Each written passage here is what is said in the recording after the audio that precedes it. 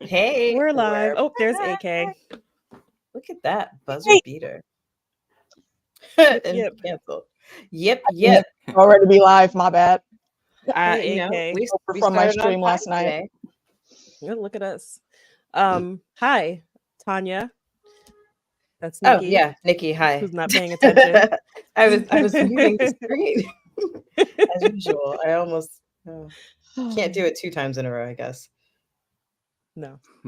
Back again to talk about Avatar. Atla. This time it's what, episodes 4 and 5. 4 and 5. The Spirit World, and the other one is called Omashu, I believe. Omashu.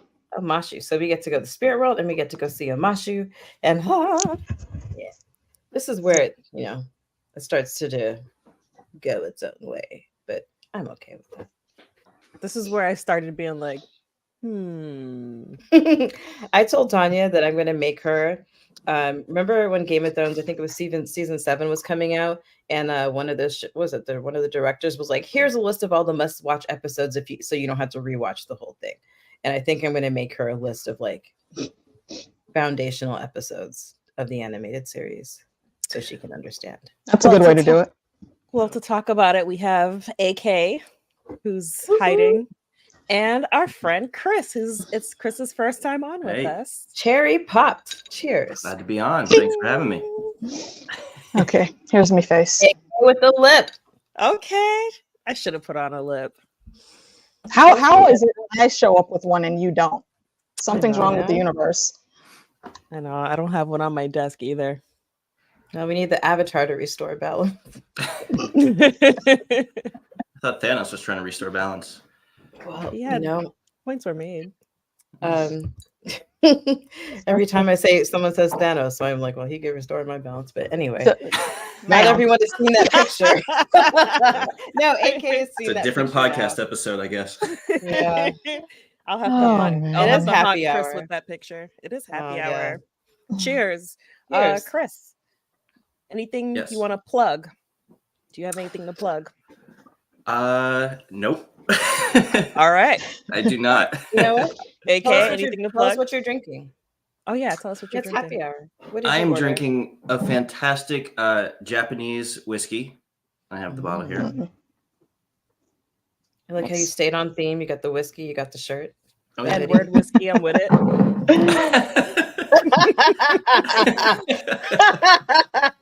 I like where your mind's at. I was like, can you say that on YouTube? I mean, we don't find out if this stream gets cut down or not.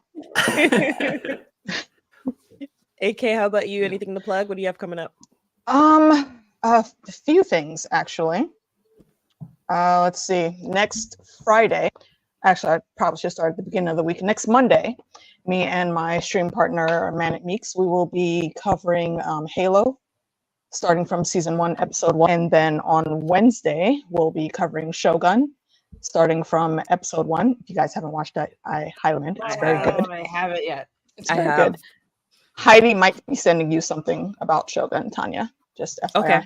Oh, I forgot to watch your stream last night. It was fun. Tuesday, I think I will be on with the boys if we can start early enough. Because I think I got something else going on. Tuesday we'll be back again. Yeah. For more Atla for 30 Tuesdays. Yeah. So that will be episode 6 and 7, and Chris will come back. 6 and 7. Mm-hmm. He said if he'll come back, and yeah, we won't scare him. We won't scare him away. But I think that's it. Oh, now next Friday is Jackbox game night, so swing by to the trivia channel for that. And play some random games with us. I will. Yeah.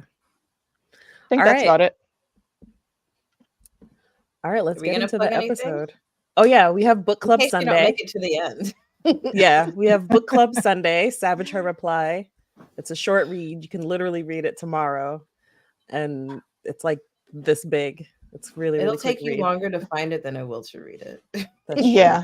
If Amazon gets their act together and sends me my shipment, then I can read it tomorrow. But yeah, we'll see. Hey Jackie. Hey Jackie, thank you. Thank you. So yeah, book club Sunday at 2, Savage Her Reply, in honor of Irish American Heritage Month and Women's History Month. History. Mhm. So we have an Irish woman author, Author. Deirdre Sullivan, and it's Yes. based on Irish folklore, Mhm. the Children of Lear, and it's fun. And then Tuesday we'll be back for more Atla episodes 6 and 7, and then Friday the finale. The finale, which I haven't watched yet. Oh, Haven't Yeah. either. I've been haven't making watched sure it. to I'm stay waiting. where I'm Haven't either. talking. Only I'm Chris has waiting. seen it. I have seen the entire season. Yeah. I stopped at once Tanya said that she wanted to like podcast about it. I was like, all right. I stopped at 7. Or I had stopped at 7 already because I was like, I'm just not ready for it to be over yet. And then Tanya started watching, and I was like, okay, I'll just wait and we'll watch it at the same time. You got right, your let's talk achievement about- unlocked on that one. Let's talk about episode 4. Notes. My man Aang in jail. I have prison chats, and I also have glowing stones, and glowing stones remind me of spheres in prisons and dark places. Stormlight Archive reference already. There you go. Not even 5 minutes in. I'm impressed. I'm impressed. Yeah. Yeah, they're in prison. Aang's like, you know what? Go ahead. I don't know what to think about Iroh. Like, I like him.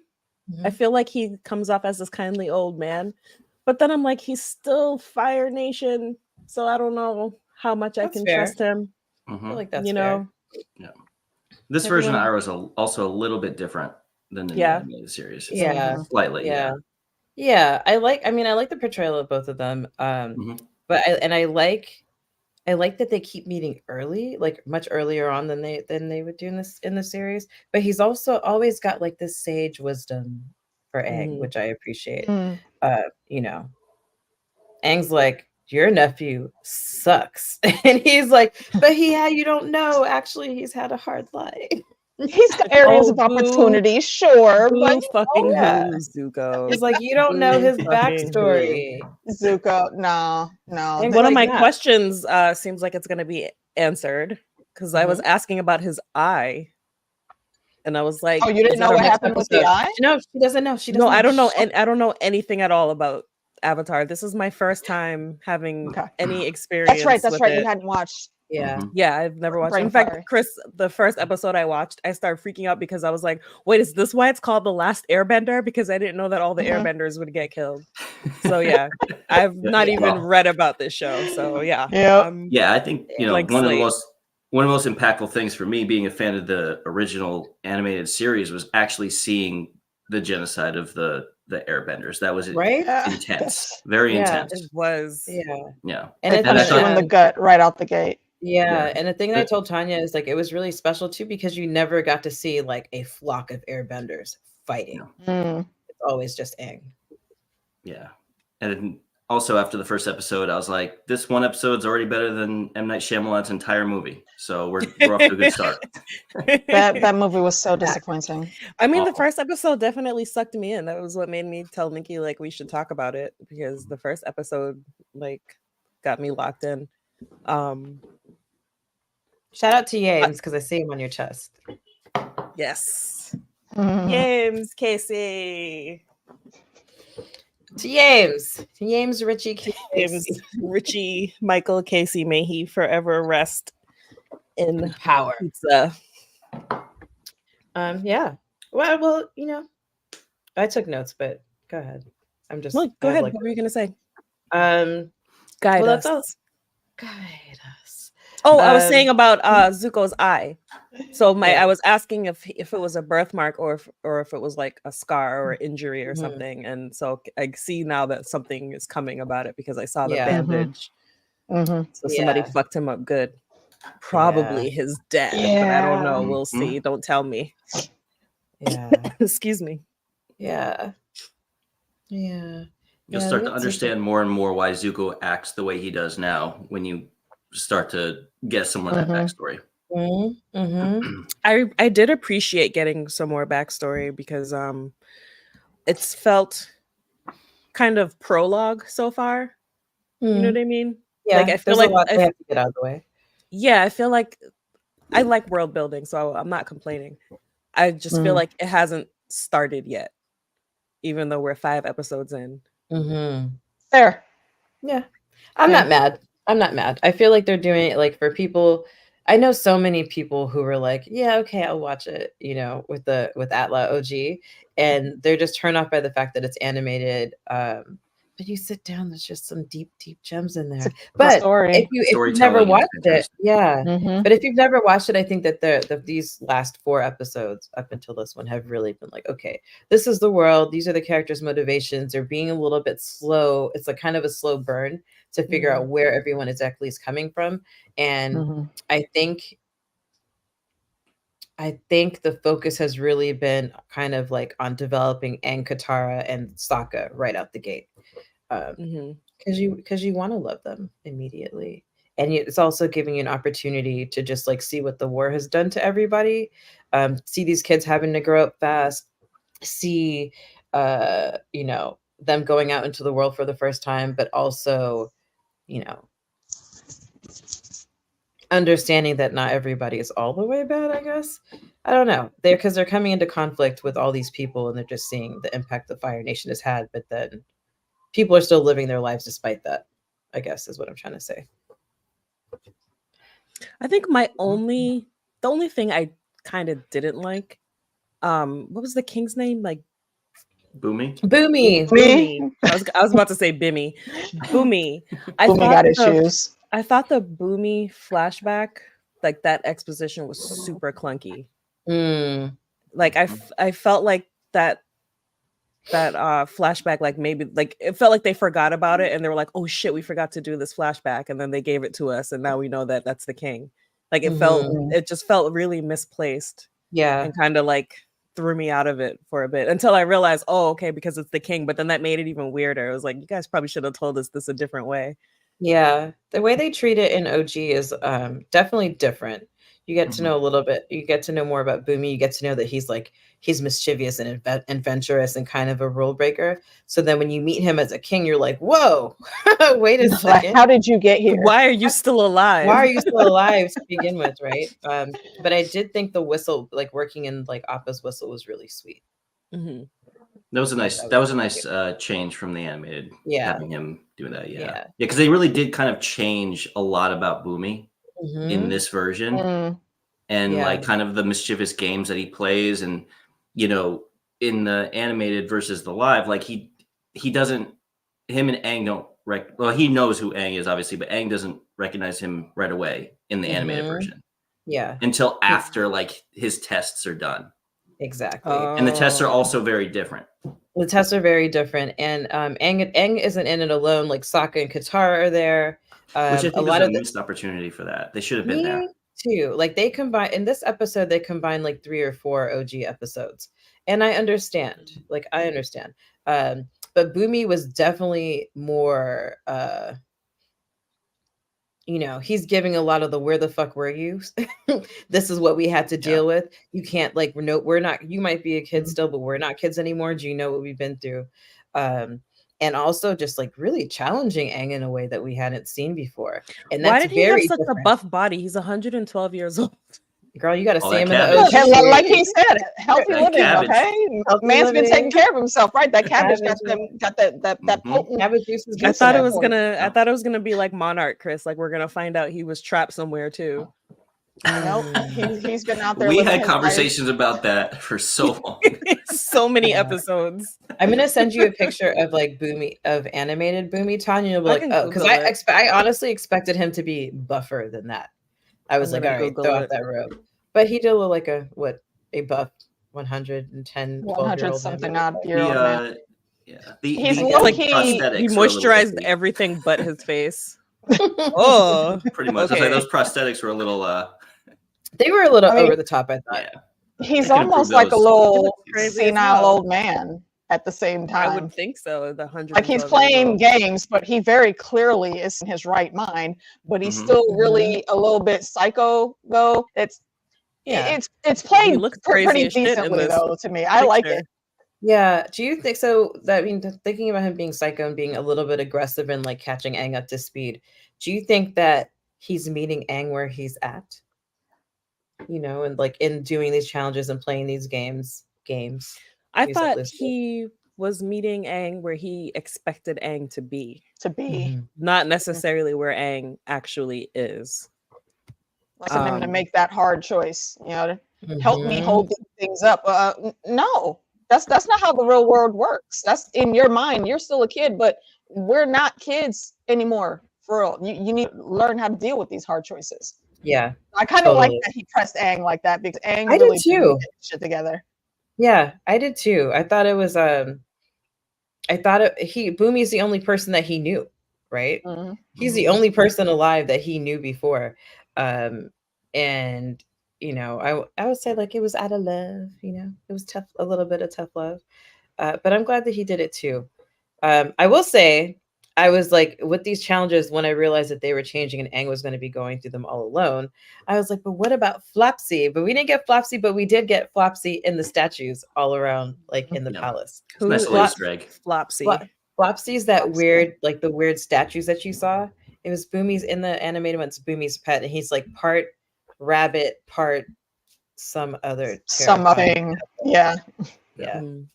Yeah, because the animals in this are kind of like the animals in Stormlight. Oh, here we go again, where it's just like combinations of different things, you know. Grab my wine. Just hybrid animals everywhere, all over the place. It like you literally could go through this world playing Pokemon. Yeah, that would be interesting. Actually, that could storyline. Cool. Yeah, note to self for fan fiction. Yeah. Yeah. Let's see. Well, we can leave Boomy and Aang for a little while and be like, let's talk about Sokka. So you are a traitor. Sokka. I was like, oh, excuse me, Sokka. So he's also somebody that needs to get his shit together. Say that again. I said he's also someone that needs to get his crap together. It's like I get it. I know they're all kids and they've had to grow up a lot faster than they should have with these situations that they're dealing with. But argument with him and Katara. I think when they were in the cave, I think that kind of sums up that summed up where both of them actually were in their mindset. And I mean, I could kind of see where Sokka's coming from with all that, but on the other side, you listen to what Katara is saying, and bro, you can't keep looking at her like she's a little kid. I understand you feel protective, but that you can't do that anymore. You don't have that time. You're past that time right now. You have to see what is right here in front of you. I think I had to remind myself too that it's PG. Because sometimes the dialogue I felt was a little bit childish, but then I was like, oh yeah, this is the kid. I think it's like I was watching Shogun immediately before. That is not PG. Yeah, not the same. Also, you know, one of my complaints is some of the writing of the show, dialogue wise. I think some of it is a little childish. Okay. However, you know, the first season of the animated is arguably the most childish season of that series. After that, it gets significantly more mature and dark. Like Harry Potter. With the themes. Yeah. So I see Jarvis lingering in the doorway. He's just standing back there. As you're speaking of dark themes. He just shows up. I can't tell. Is it a kitty or a puppy? It's a cat, yeah. He has been summoned. Jarvis was like, what y'all talking about? Like I heard there was fuckery afoot. Yeah, he's like, you're talking, where's dinner number 2? I don't know. He'll just probably stand there and stare. Did you complete all of your chores, Chris? Like, did you go out to play without doing what you were supposed to do? You know, I thought I had everything, you know, I checked off the list for the day, but I don't know. Apparently not. Yeah, not to him, I guess. Hi, Kat. But yeah, I agree with the dialogue. There's some times that it felt a little bit young, like when Katara and Jet were having their confrontation. There was a lot of confrontations in this. There was a lot of confrontations in this episode. I also really feel like they rushed I know it was in the last episode, not for this podcast, but like they really rushed that whole Jet storyline and that arc to me. Yeah. You know, it's a lot more in depth in the animated version. I think they kind of, I mean, I like the change, you know, it's like, okay, instead of, you know, the dam and the flooding of the, you know, the village, but if to this one where it's kind of like, you know, just trying to, you know, use the explosives, to kill the king and everything like that. That change is fine, like to do that type of thing, but I think they rushed it a bit. Yeah, I would have liked more time with Jet and his posse. Yeah, for sure. Same. Because it gives you more time to kind of like somewhat feel for their cause, but then like see maybe how they're going about it may not be necessarily the right way.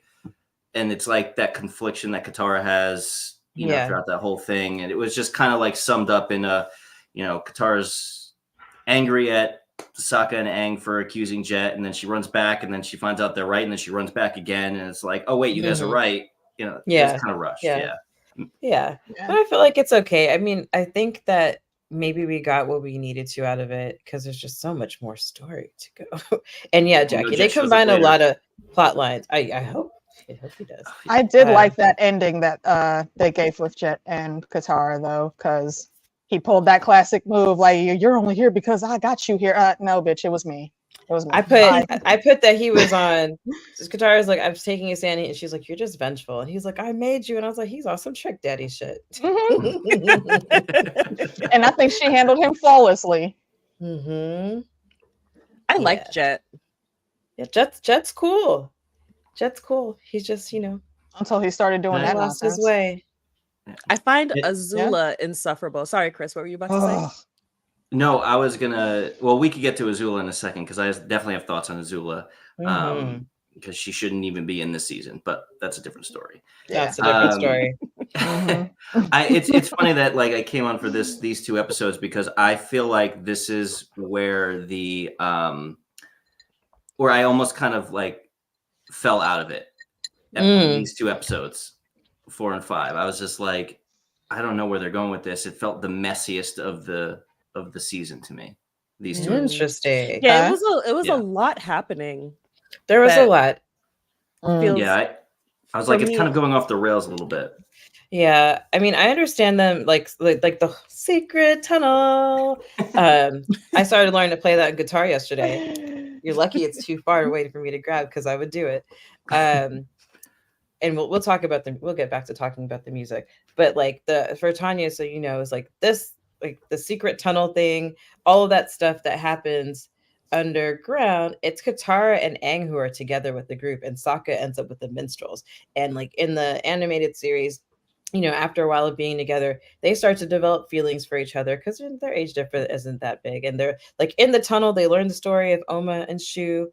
Shout out to Romeo and Juliet. If you haven't watched our podcast, our 30 Tuesdays, that's in the playlist. You can check that out. We did it 3 weeks ago for Valentine's Day. Secret tunnel. I'm going to do that for the rest of this episode. Every time you see every time. Keep prompting me. I'm going to do it. Because the reason I'm so excited that they kept that song in the show is because I'll randomly be doing stuff like twisting my hair, and then it'll just come up and like, damn, I can't even text anybody about that. It's just like me singing Secret Tunnel by myself. And you can. But it's like, it's a young romance storyline. So you get Aang and Katara, and like, are they gonna kiss? Because love is the way out.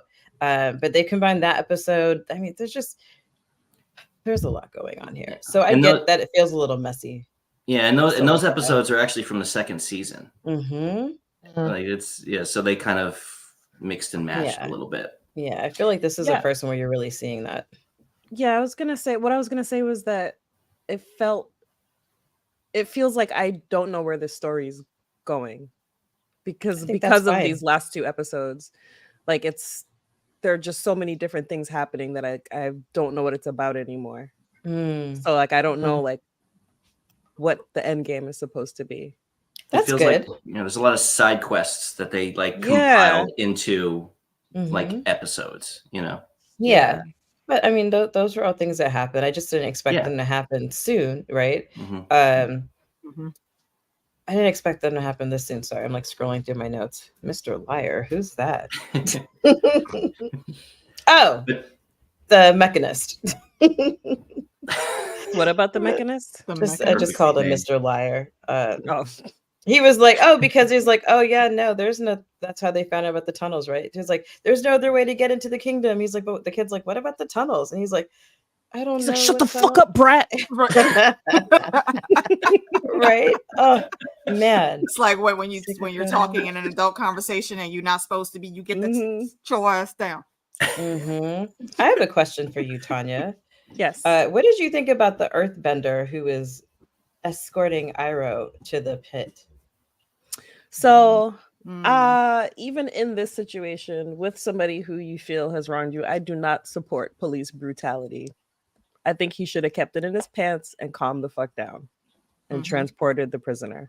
I get that he was, angry, and like here is a whole general or something. Yeah.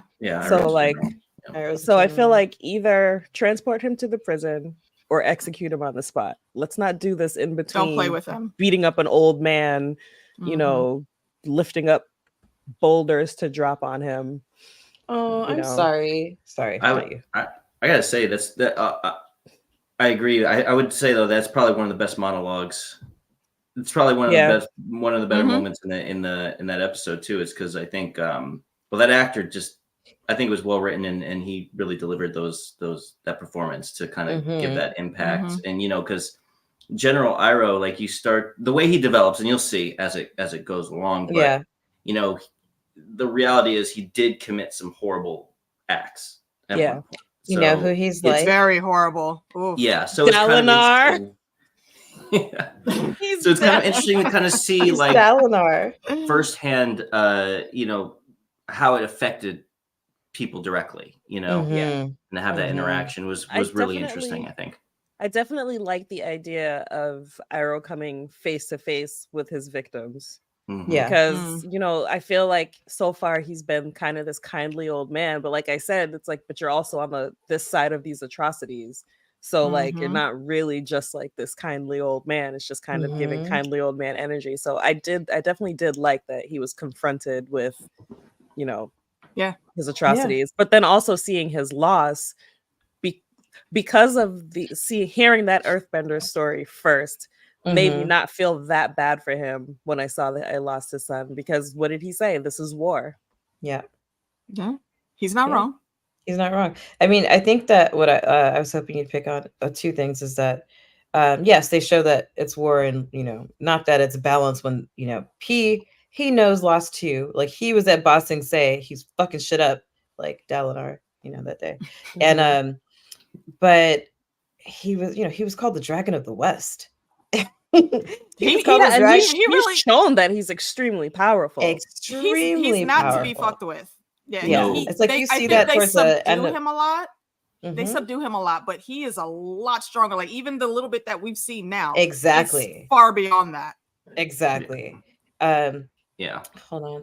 But yeah, you get to Liu Ten's funeral flashback. And Chris, do you have a channel? I do not. I am actually not big on social media at all. I'm just making this guest appearance here on these episodes because we're so special. Well, thank you. You hear that, Jackie? We're coming for you. But you should subscribe here. Always come and watch this channel for sure. Yes. Yep. Thank you.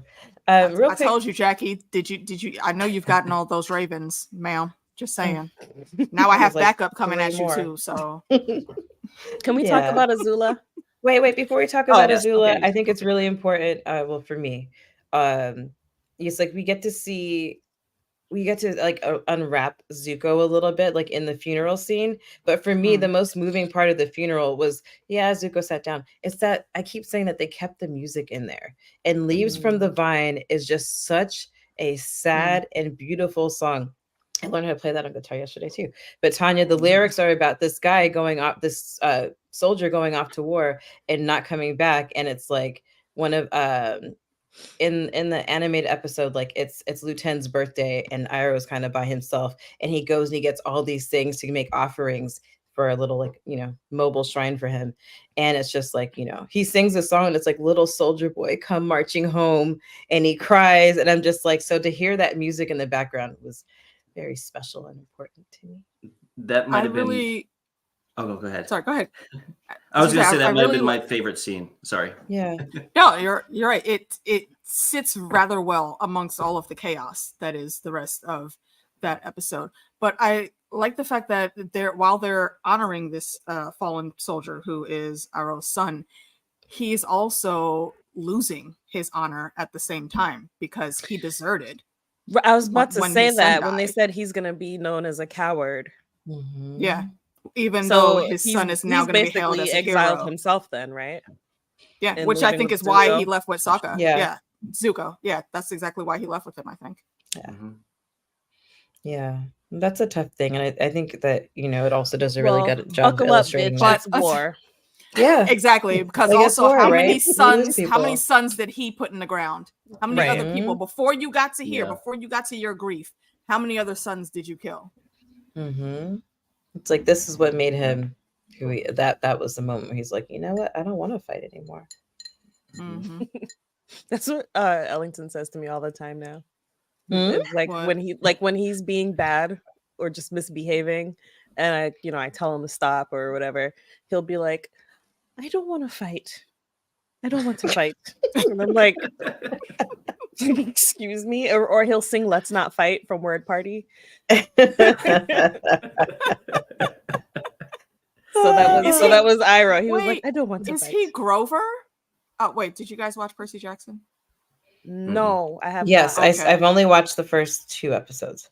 There's a scene in there where Grover basically starts singing a song to stop Annabeth and Percy from arguing while they're on their journey. I'll probably it's cute. I think I saw that show. One. Yeah, it's a good show. It is really cute. I had to take a break for it because, like, I don't know, maybe it's because I love Avatar so much.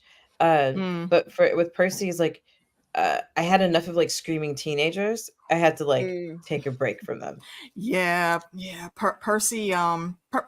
Percy's a New Yorker first and foremost, so you got to deal with his deadbeat daddy and all of the rest of his deadbeat godly family. He pulls no punches. He does not care. He walked up to Ares. Ares is up here. Little Percy is down here, and with the sword out. Like what? Come on, dude. Calm down. Oh. Man. Yeah. You want to talk about Azula? Go for it. I'm just like, girl, shut up. Oh my God. Her friends try to tell her all the time. Every time she comes on the screen, I'm like, oh, here we go. And she will, if you think you're upset now, just wait till later on in the storyline. I really liked when Ozai checked her. Yeah. About her little sneaky, because I thought he was going to call her out for writing to Commander Zhao. Because I'm like, oh, you're not supposed to do that. Yeah. As much of a dick as he is, he's actually teaching them, the right way, I guess. And I know that sounds bad because he is a villain, but he has points. He has points in his lessons. He's another Tywin. He's another he's the Lord of Tough Love, that's a great. That's what I have right there. I was like, my note was that Azula's trying to play the game, and Ozai's like, stop Cersei, check yourself. Bitch, I see right through you. You know what? Your brother is out there. You worried about this little general. He's the one that actually got the avatar, though. Yeah. Next time, don't try to give me these little flowery words or try to sneak no slick shit in because, hello, do you know me? Yeah, I feel like she would absolutely murder Zuko. Hasn't she already tried? Yeah. So, she's basically a prodigy. Yeah, I was going to say, actually, Chris, what do you think about Azula's characterization in the show? Because this is like maybe the one thing that I am kind of annoyed at, how they're portraying her. I think so. One, I don't mind that they introduced her a little early for the sake of the live action, because I think it's an interesting thing to kind of, for people, I think for people who haven't watched the animated series, I think it's okay to, I understand why they introduced her a little early. I don't think they should have introduced May and Ty Lee there yet. I think she should have went and recruited them in the second season. But I'm not really feeling like kind of that. The animated Azula always, like, from the start gave me this vibe of like, all right, she is a prodigy. Like she has that arrogance because she is a prodigy, a sense of entitlement about that. Maybe slight slight jealousy of Zuko, since even though he's banished, he's still the next in line to be Fire Lord. When she knows that she is better, because she is, especially at this point, a better fighter and firebender than he is. Yeah. So I didn't hate the way they portrayed her. I felt the way, more so the actress was how she was directed. I don't know. It just doesn't seem as intimidating to me as the animated version. See, that's what I was gonna say. She comes off too Mean Girl. Yeah, that's what I was gonna say. I feel like I'm watching Mean Girls every time she comes on the screen. Exactly. Animated Azula is terrifying. From the first time you meet her, you're like, this bitch is kind of unhinged. Day one. Whoa, she's really powerful. On a different level. You're like, oh no, she will really fuck shit up. This one is not coming across like that. This She's one coming is across not as daddy issues. And maybe please she's a little, pay attention to me. Yeah, maybe she's a little tamer in this. Maybe they're giving her like that for just the live action in the first season. Maybe when we get to the second season, she starts to become more unhinged. Here now.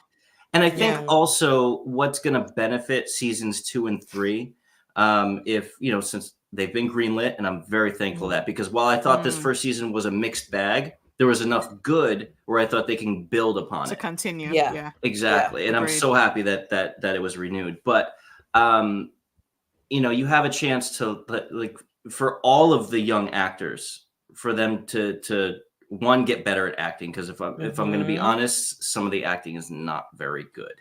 And we can get into that a little bit more with specifics if you want to. S1.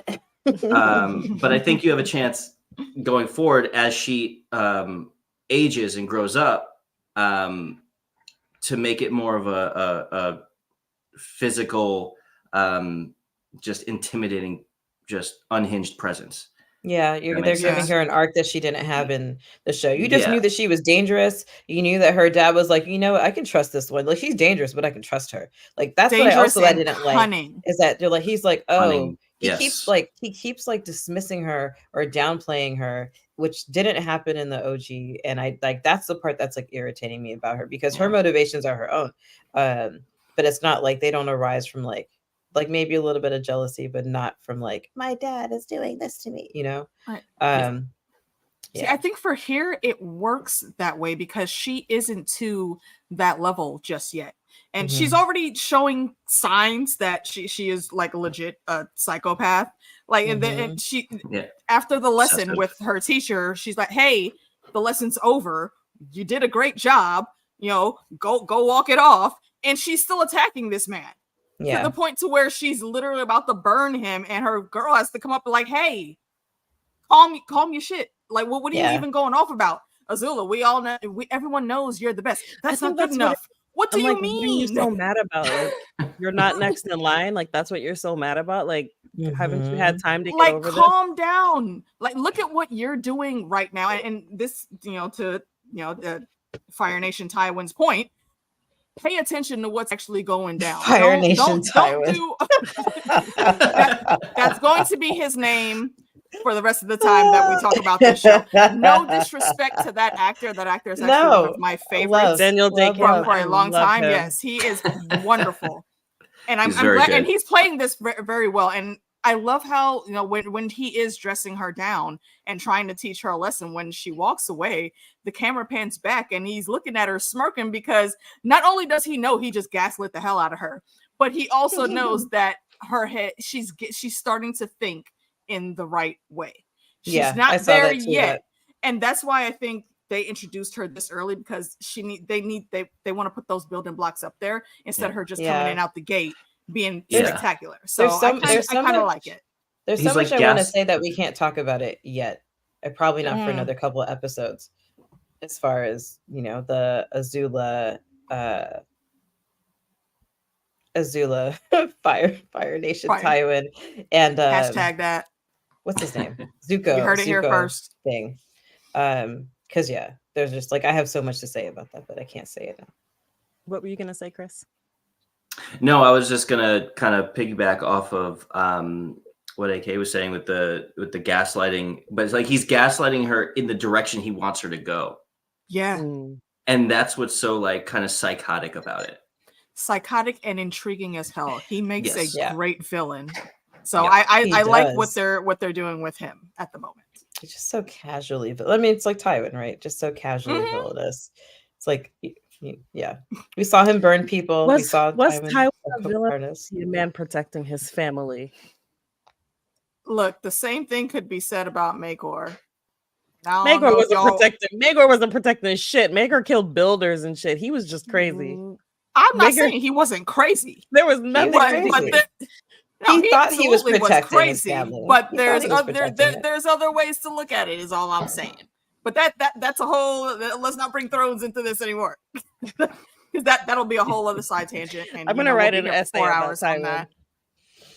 I'm here for it. I will totally. I expect it to be a video essay, please, and thank you. His children and how I would also murder people at dinner to protect my children. That surprises absolutely no one here. I was about to say something, but I don't want to get arrested for saying making terroristic threats. Yeah, I told Tanya that's a real charge.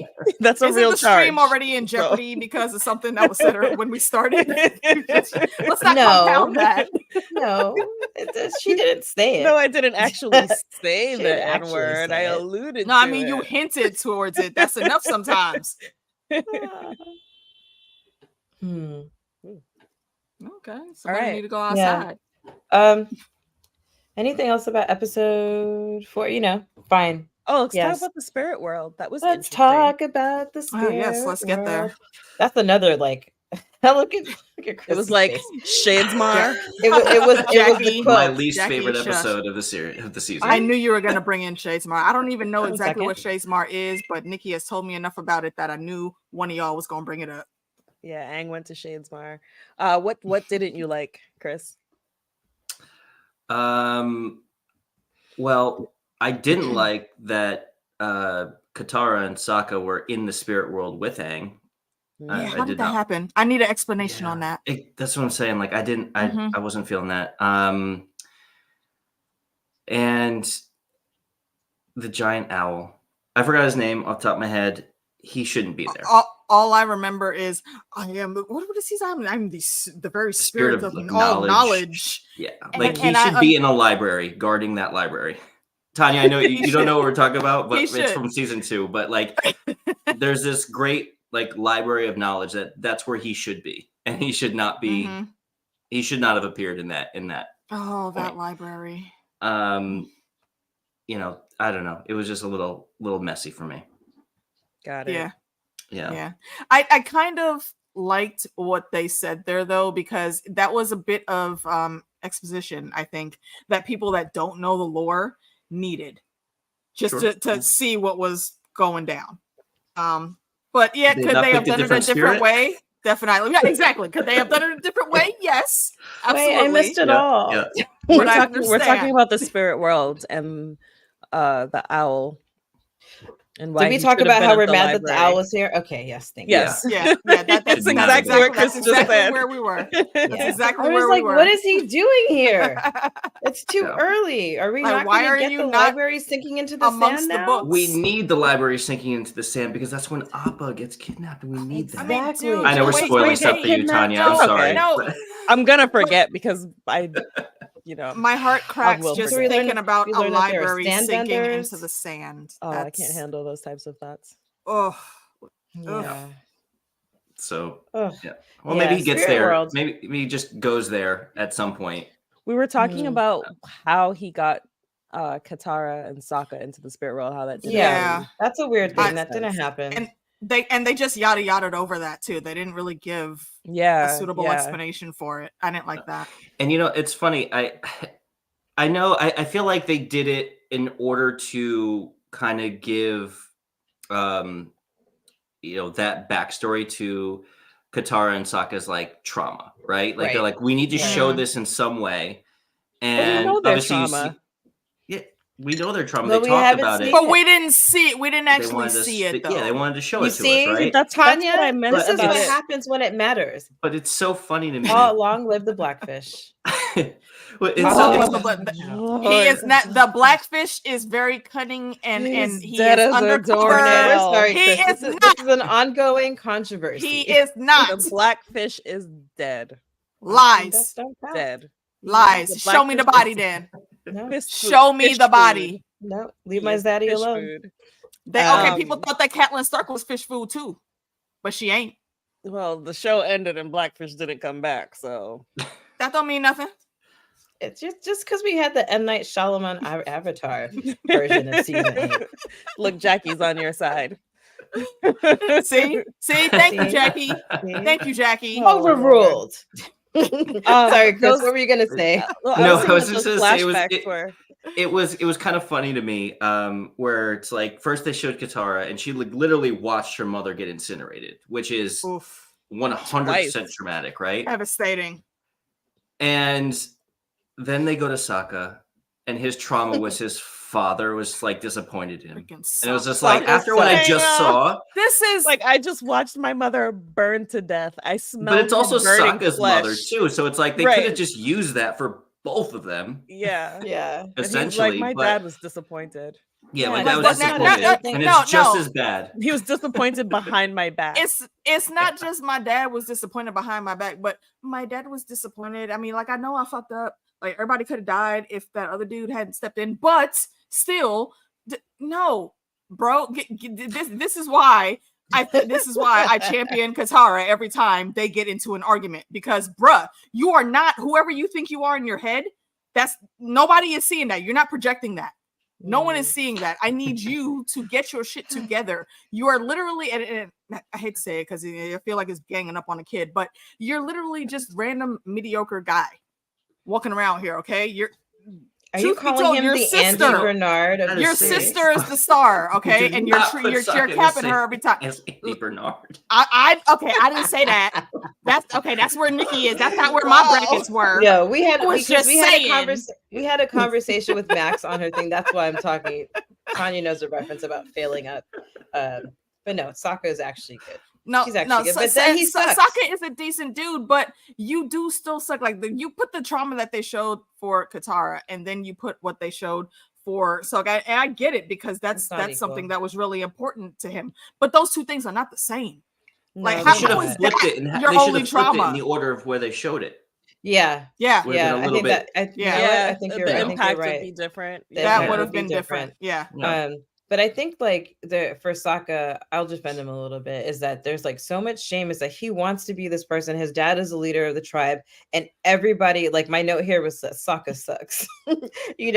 Everybody knows that he sucks. The kids know that he sucks. His homeboys are like, we would have fucking died. Like bro, we could have died. And this is how you are good.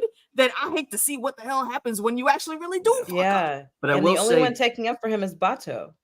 I will say though, like, but these things really contribute to. Well, I mean, all of these characters, at least in the animated series, get such an amazing arc, right? Like from beginning to end. So I think like that is still also one of the things that like when you see him grow over the next few seasons, like that character development, is really special. Because Sokka does turn out to be like really an awesome character, and I do like the way they, I love the actor, the way he did it. I always say, for me, Sokka and Zuko are the two actors that really stood out to me as far as the translation of in the character performance. Oh yeah, absolutely. Absolutely. He absolutely did better than Jasper from Twilight playing that role. So that is number one. That was great. That's not a very high bar to get. I mean, look, I'm saying, but I'm still gonna give the kid props where props are due.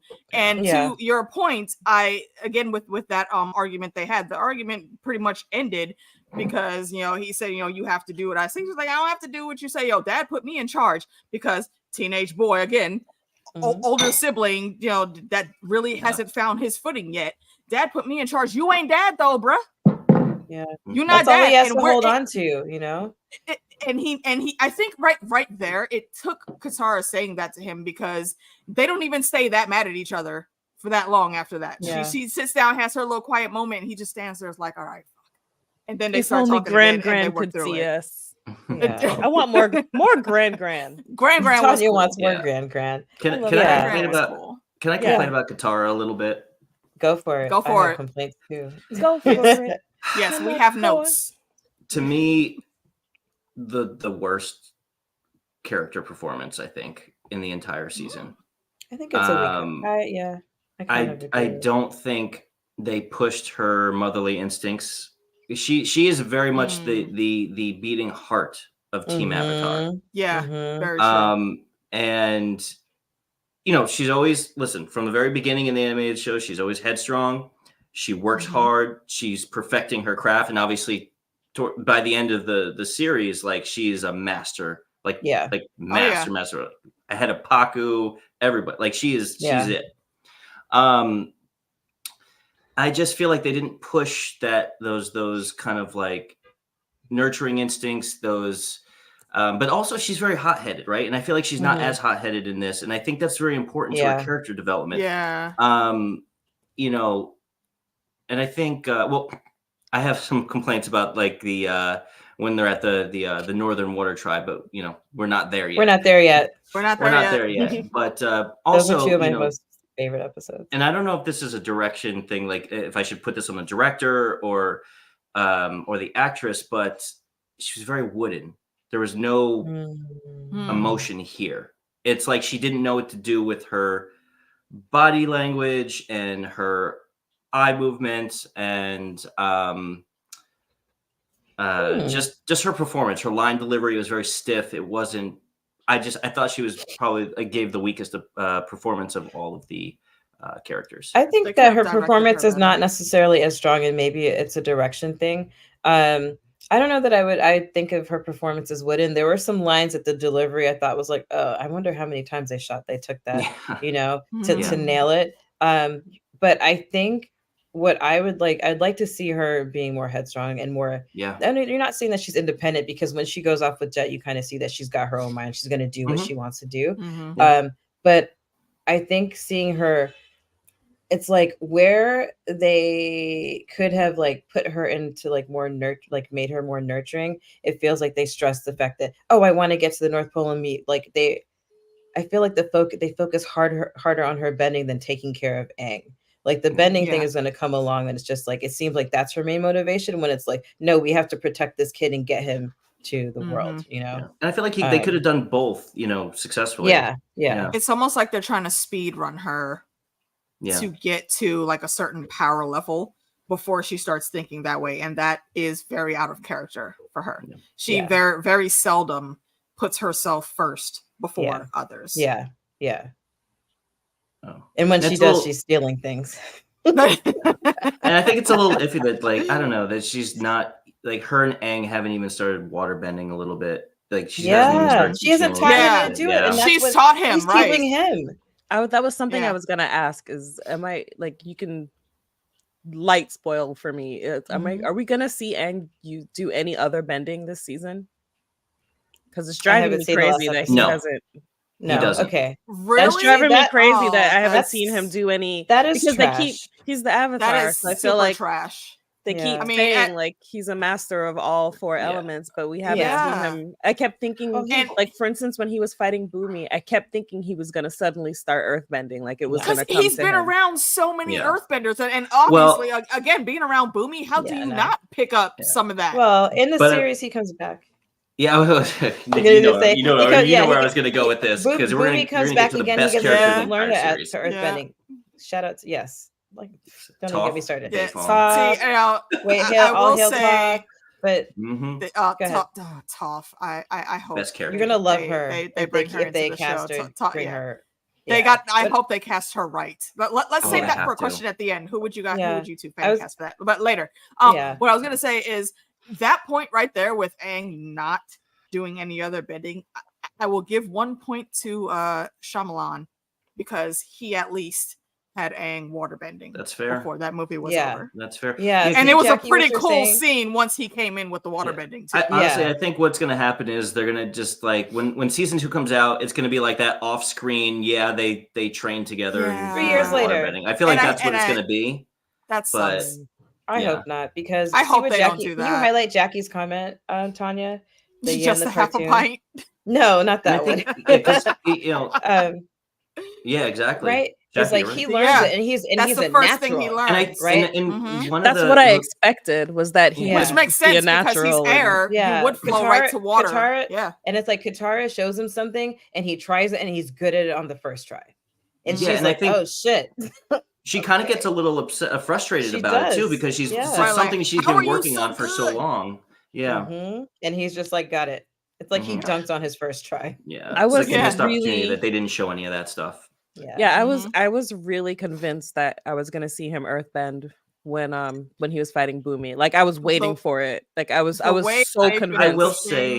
I will say, Tanya, you will be happy if they pull it off. You will be happy that they didn't, because when you see him working with Toph, it's worth the wait. Yeah, that's so special. Yeah, You guys are convincing me. Yes, watch the cartoon. We told you. We are just one step closer. It's happening. It's happening. Nikki, you're gonna have to give us highlights because you're gonna be there to experience. I'm just gonna come over and put it on. I'm just gonna co-work with Tanya and put it on and just watch her go. Tanya says to me in a text message, she's like, maybe next time I'm sick. I'm like, she's never sick, ma'am. Tanya is you literally. have two kids and you're never sick. I've known Tanya for like 12 years, and she's only been sick twice. That is literally exactly what I was about to say. Like I've known you for like 4 or 5 years now. I have never seen you sick. I was sick 2 weeks ago. That is like the first time since we've known each other. Right, Chris? I'm just saying, what type of metahuman latent X gene are you that you're not telling us about? I don't know. I'm gonna invite you and Radar over for brunch again, and then just like not even have food there. I'm gonna sit you guys down in front of the TV and put on Avatar. High five. High five. Can you just call me so I can be like, you got punked? I'm saying that's what I'm saying. I don't need to be there. Just please send a raven to Nikki so she can send a raven to me, and I know that we'll it's live stream it. Yeah, I'm here for that. Maybe I should just have an ongoing stream of me watching it. You absolutely reacting. Ma'am, it's called reaction videos. No, like, so I know those exist, but like, who watches those? I never. Everyone, are you joking? How do you think I do my live streams all through Game of Thrones, Wheel of Time, all that live stream? Everyone watches with me. That's what helps my channel grow. What are you talking about? I know that's right, Jackie. Jackie, you know what, Jackie, you're right. I will, Jackie. I'm just talking junk because I actually always on the love. I mean, I like how Jackie is over here. She's a very good cook and always has food when I come over. I like how Jackie's over here trying to be with all the nonsense, but she still ain't trying to come on this camera though. I have watched reaction videos for Avengers Infinity War and Endgame numerous times. Yeah. I've seen like Red Wedding reaction videos. Oh yeah. Those are fun. Those are so fun. I'm just Thrones like maybe I'll watch it. I watched mine because like I just kind of want to relive that theater reaction of originally seeing it. You get the crowd just, I kind of miss that. Marvel's kind of like taking a little bit of a dive. So grabbed the hammer. Getting those anymore. Oh my god! And everybody lost it. Yeah. There were people that said that they were disappointed at that part because they had already seen Jarvis do it. I'm like, no, those were two very pivotal times where it should have happened. And both, the setup was completely different for both. They were great. Yeah. Sorry, we're nerds. Also, shout out to, because I know my cat made an appearance. His name is also Jarvis. After the nice. Shout out to Jarvis. Anything else you guys want to talk about? I want to talk about. We haven't talked about June, the bounty hunter. Oh yeah. I really like her. That storyline. She looks so much like the character from the animated series. Look her up and her yes. And her little Google that. Rat we want to see your live reaction to when I saw his little I was like, oh my god, they nailed that too. Yeah. And I love how she came out. She's like, you know what? I can't stand you, but I'm gonna let you slide on that disrespect you just gave me because your daddy look cute. Actually, you should just look up all the reaction to that was so funny. Right, and he did not know what to do with himself. He was just like, like I've never seen an old man blush. Like he was not ready for that. He wasn't ready for that energy at all. I don't know how to share stuff on here, but I just do I click the go down to presents? They did a good. I think yes. they did a good All right, job. hold on with, one second. I gotta grab June. something. I will walk you through it. Click presents, and it Should will I share ask my screen? Let me see what I have open before I share my screen. It's not going to put close it up all right the away. tabs you need to close, Tanya. No, you only have to share the one thing that you want. Share the screen, and it'll give you choices. Just pick the app window or the picture that you want to show. Oh yeah. I just wanted to show this side by side. I mean, they really did nail a lot of like. They did, yeah. A lot of the looks design, they got right, the look, yeah. the costumes. I mean, I found myself. I need to talk to Heidi about these costumes. When they like when you see like Omashu and like the Northern Water Tribe, you're just like, this looks so cool. I got that feeling. I was just like, damn, this is awesome. It pulls it right out the anime. It's like it's lifting it right off the page. It's chef's kiss. They nailed it. Beautiful. It was they did such a good job, and it's so good. funny because people were talking so much shit about this before they came out that I forgot about like how exciting it would be to actually see all these places. Highlight Sasa real quick, please. And like I said, like I think there was so much good. There was so much good.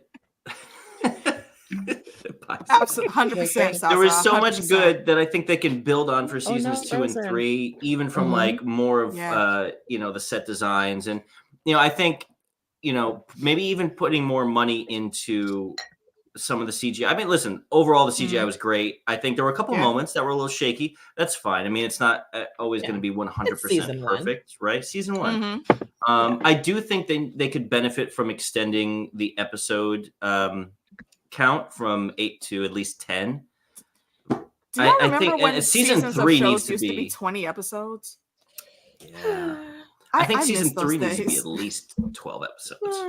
Because even that's cutting it short.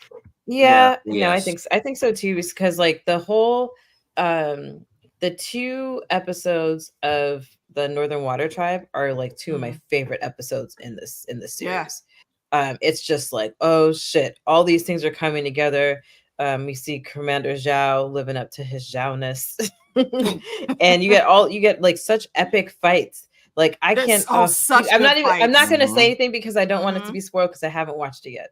But actually I will ask one question, Chris. Do they finish out the Northern Water Tribe arc in the episode, or is it like to be continued? Nope, they finish it out. They finish it out? Okay, so I have that to look forward to. And so because it's just like that's where things get really dark, and you realize that it's not only that you're seeing the war, but you're just like there's all these elements at stake. There's like the physical fighting, there's the spiritual world fighting, and you're learning that you can influence things from all these sides. And it does get really, really, really dark. I actually, I am enjoying the bending a lot. Oh, the bending's cool. Especially the earth bending. See, this is why I always say when we talk about Thrones, I say Howland Reed is an earthbender because how 2 dudes can pull down a whole stone tower. It makes no sense. Their houses float. It makes no sense unless you're an earthbender. Yeah. Just saying. Yeah. I have a question, Katara. Tanya. It's because you're wearing blue, I think. Katanya. Tanya, our resident Katara. Tanya. That's our name. Tanya. You are from now on. What did you think? I mean, we talked a little bit about the spirit world. We didn't talk about Aang meeting Monkey Yatsu. But before we talk about that thing, because we've kind of, we touched on it before, like, it's not really your fault. What did you think about the creatures they encountered in the mist? Oh, that spooky creature. So creepy. The spirit of the forest. Oh, the spirit of the forest. I thought that was really good. Fine. Yeah. He was terrifying. And it made me, what that reminded me of? When Dalinar first starts having his visions and he sees those creatures and he thinks that they're the Voidbringers. Yeah. That's what they looked like in my mind. So when I saw that, I was like, oh. Face stealing humanoid centipede things. Just I wanted to I wish I could have watched my skin crawl to see how you reacted to Ko, the face stealer, because Oh, the That's face why stealer reaction freaked me the videos fuck are out. awesome. You should do some, Yeah. Tanya. Yeah. The face stealer, I was like, I kept kind of looking down because I was like, this is really creeping me out. Look it up. Very, Look it up. very Look it up so creepy. you can see it in Dude, the animated I mean, Is it series. Ko? Face coat. I think it's a I think K-O-H. I think it's just K. Yeah, they nailed the design on Ko for They sure. sure did. Oh yeah, they very much. I was the worried face about what he stealing- might look like. Once I realized we were in the spirit world for this thing, I don't like was like, looking at it. share it for the visuals. Okay, I'm gonna open one up. Close your eyes. The face stealing in My itself. computer is gets weird creepy. when I share my screen. But then you make him that like the scene of maybe I can do Aang it. running out of that cave, being chased, Yeah. just ugh. Yeah, that Oh, freaked look at me that. out. Yeah, It's really that bad. old theater mask. That old theater Yeah. mask just makes it Yeah. so much creepier. Yeah. That made me think of Fall of the House of Usher. Have you watched that? Mm-hmm. I couldn't get past the first episode. Oh, keep watching. Really? Oh no! I just couldn't. Push past it. Push past it, please. It's Yeah, so, keep it's watching. so good. Yeah, Alright. keep So it's watching. really good. Because Yeah, I it mean, kind that of- director did some good stuff. I like some of his previous work, like Midnight Mass and stuff like that. But yeah, Sasa said This also also this this- dude's name is Jack Yeah, and I was Hagar. I was just about to highlight it. And This is singer Jack and reminds me Hagar of, if he was a creepy of, psychopath. the Fisher in Bleach. I don't know if you guys watch Bleach.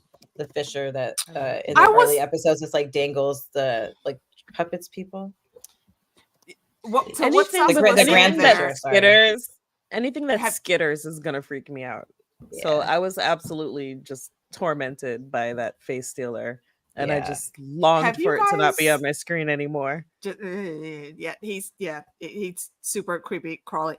Have you guys ever watched Spirited Away? That anime? Yes. I have not. it's absolutely It's- amazing. It Mhm. it I is haven't. amazing, but them naming this episode Spirited Away and have Yeah. his creepy in it and like that's actually a decent parallel.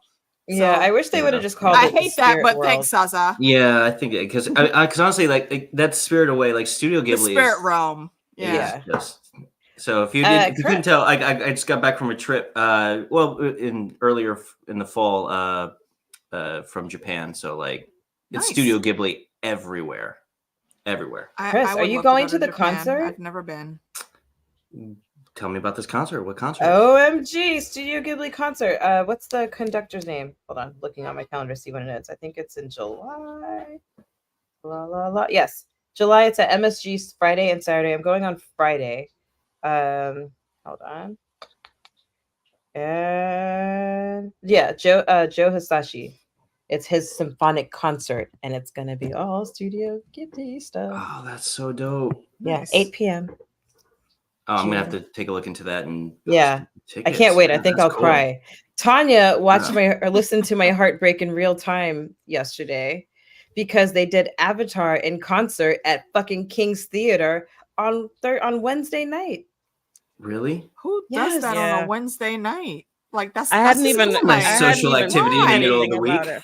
Right? It Like, was come on, man. sad. I was so I was like, Tanya, they're doing a concert. Oh my god. I found out because I was looking up the guitar tabs, right? So I was Mhm. like, oh my Mm. god, they're doing a concert. It's like Leaves from the Vine. They're like, I'm gonna, and then I was like, oh shit. So I was looking for tickets and I was like, it Yeah. was so Oh, so man. sad. But Tanya, by the way, I meant to tell you yesterday, happy Jawadiversary. Yeah, I saw in my Yeah. Facebook memories. Yeah, we went to the Game of Thrones live concert experience. Best several concert years I've ago ever been to. yesterday. Nice. Yeah. It's still the best concert I've ever been to. And Wow. she's seen Beyonce. Yeah. And I have I seen wish Beyonce. I wish I could have gone to it when it was here. But Oh, yeah, it was I hope so they do it good. again. it was too much feel like going on. they're not. I wish they would. The Yes. music like lives on. Like they do Star Wars in concert all the time. Mhm. Mm. Let's see, what else do I have? Azula's wiling.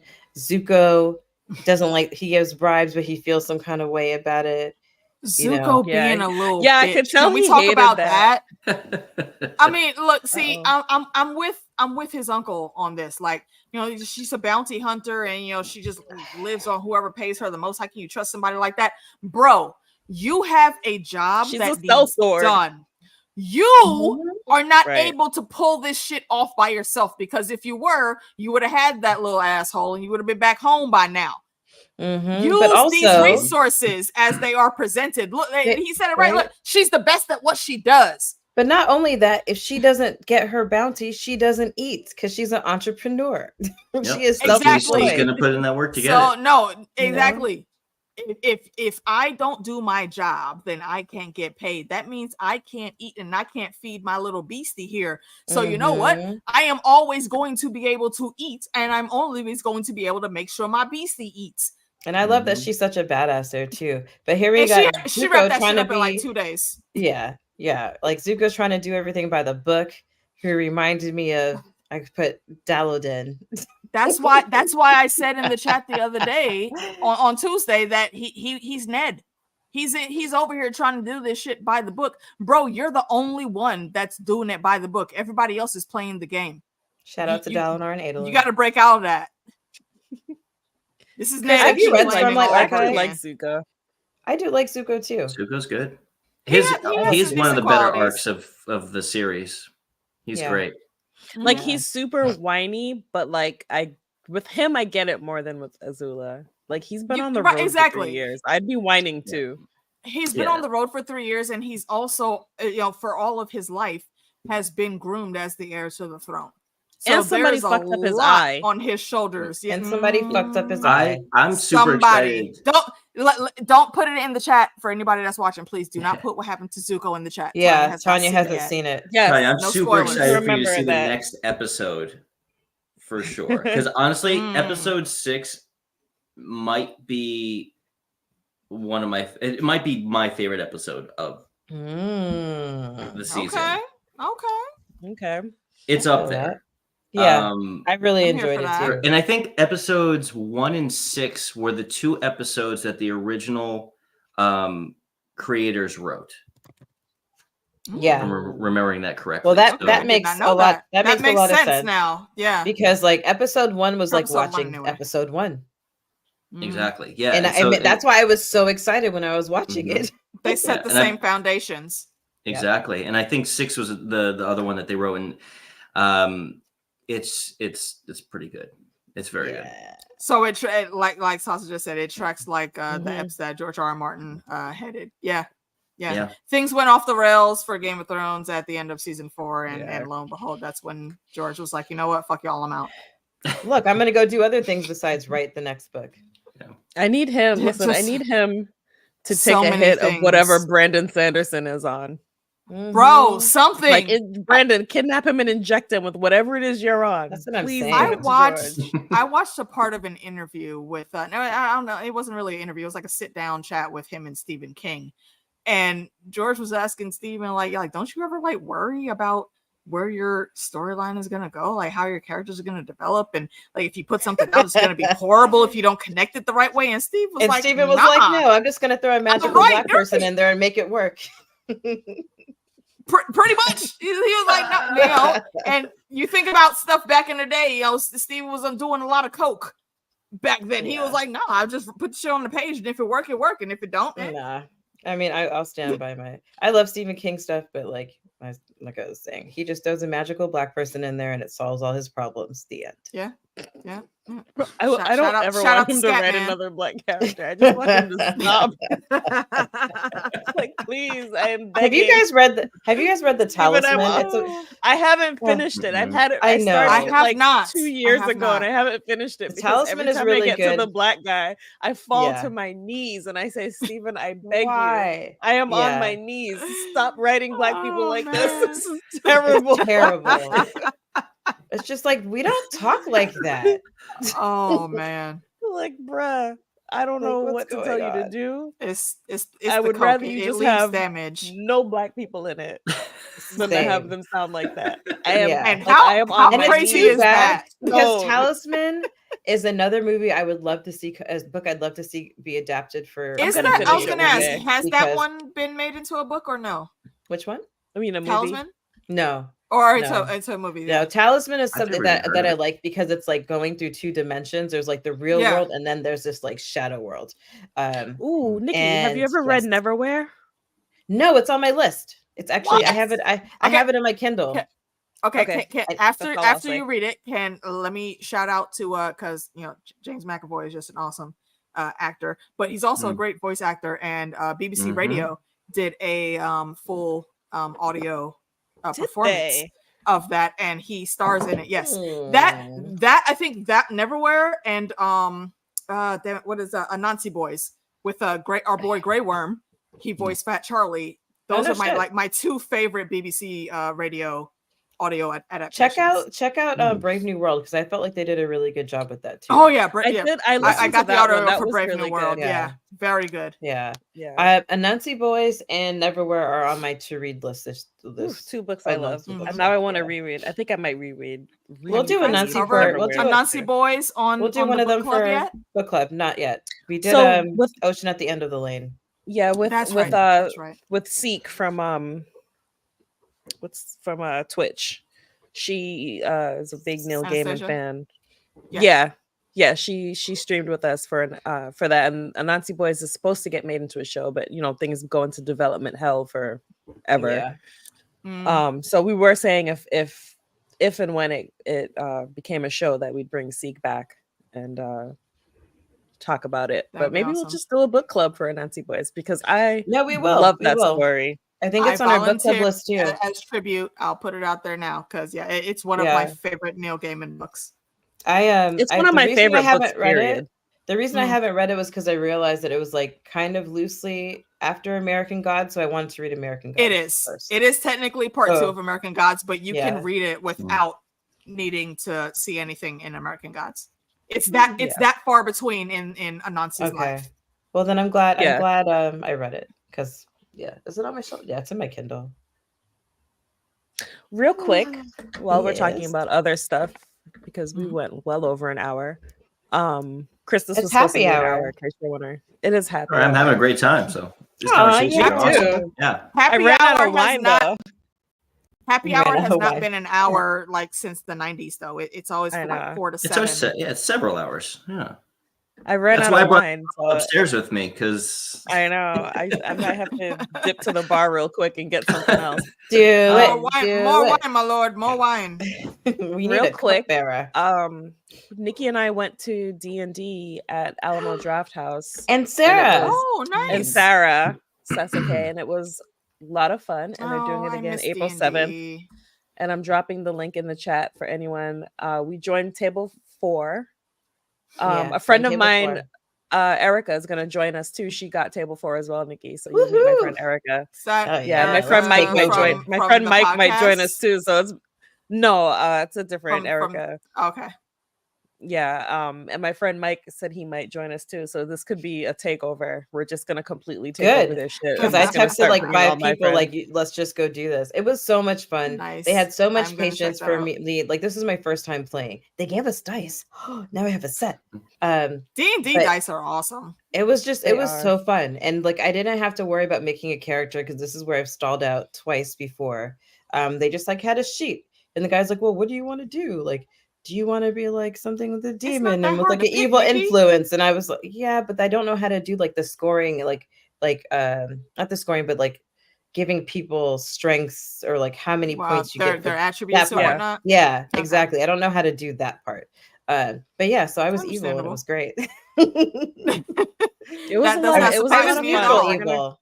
I was neutral. It was a lot of fun, and we're gonna go next month. So I dropped the link in the chat for anybody who wants to. And make sure you buy it, because like the table sold out. Yeah. Okay. Yeah. It was it was a lot of fun. Hold on, I'm gonna go grab another drink. Yes, you drink. I'm gonna go grab my emergency canned wine. Excellent. I need to go refill myself. Yeah, well, me and Chris will just talk spoilers while y'all. I'm kidding. We won't talk spoilers, but we will just talk. We can. Because Tanya doesn't watch these again. I listen to them over again. But I'm so excited to have like other super fans here, because I love this show so much. Same. I came to it late also. Yes, like I didn't watch it when it was coming on, as the seasons were progressing. I came to it late and binged through the whole thing, and I gotta tell you, I've since gone through it a few times. I watch it and then once obviously a the Legend year. of Korra also. I watch it once a year. I love Legend of Korra too. Legend of Korra was a little bit harder for me to get into at first, but she gets so good at, because she's like annoying because she can do all three. She can do three of the four, right? Yeah, she starts off like kind of badass, but when she goes into her avatar state, ooh, man. But I'm also like she fucks up the most out of all the avatars. Yeah. And just like, but I will say, the villains in that show are some of the darkest, most mature, insane villains I've seen. I'm very excited also for the new movie coming out in 2025. I'm too. So excited. I can't wait because the creators are actually full steam ahead on that. Can't hear you. What movie? Avatar: The Last Airbender. Oh, okay. Yeah, they're doing so the creators of the show are doing that. Like they started with Netflix and they're like, oh, and then they're like, oh no, you guys are taking this in a different direction. But we're already working on the movie. Oh, okay. So that's gonna be cool. Awesome. Yeah. Oh, Jackie was asking if we all live in the same city. We do not all live in the same city. Nikki and I are both in New York. Chris is in New Jersey, and AK, I believe, is in Ohio. Chris is in New York and a half. Yeah, New York and a half. Yeah. I can't read the word crochet today without laughing. Yeah, crochet. I have a stuffed Appa. Did I show you guys that already? I think I did. Yeah. Where's my Appa? I had to hide it from the dog because I would have murdered her if she used Appa as a chew toy. Like, that's one of my favorite possessions. You guys, I couldn't hear you all for a little bit, and I was trying to think of him. And we were just talking about the movie. We were talking about the movie coming up and how I have an Appa stuffy. Nice. Yeah, that movie's gonna be super cool. It's gonna, following them into their, 20s and 30s, and yeah, we get the whole story like before Legend of Korra. So it's I'm glad. Like I came to it as an older person too. I was like 25 or 20, maybe 25 or 26 when I first encountered it. And I was just like, what the fuck is this show? This is great. Mm-hmm. And then I just like watched it. And I remember I got like so many times because like they wouldn't always play them like in order, but then I found the time when they show all the episodes.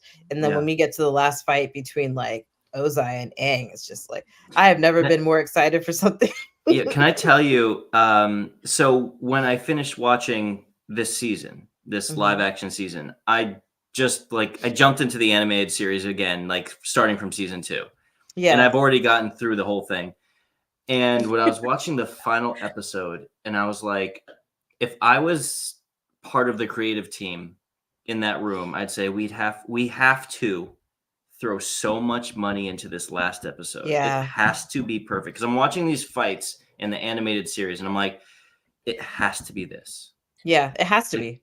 It has to be. Like, honestly, if no other shot in the movie, in the series is like 1 for 1. Later, Sarah. This has to be it. Yeah. Yeah, no, I 100% agree with you. I 100% agree with you. It's funny that you said you watched it because like basically what I did the last couple of days before we streamed is like every episode that was mixed into these two, I went back and I watched. I was like, see, I knew this was happening here. I was like, wait, no, what's going on? I wanted to make a reference guide like that for Tanya. Yeah, that's what I'm gonna do. I'm gonna give her all like the episodes she must see, except for the last one. Yeah. Like I want her to see Azula do some wild and crazy shit.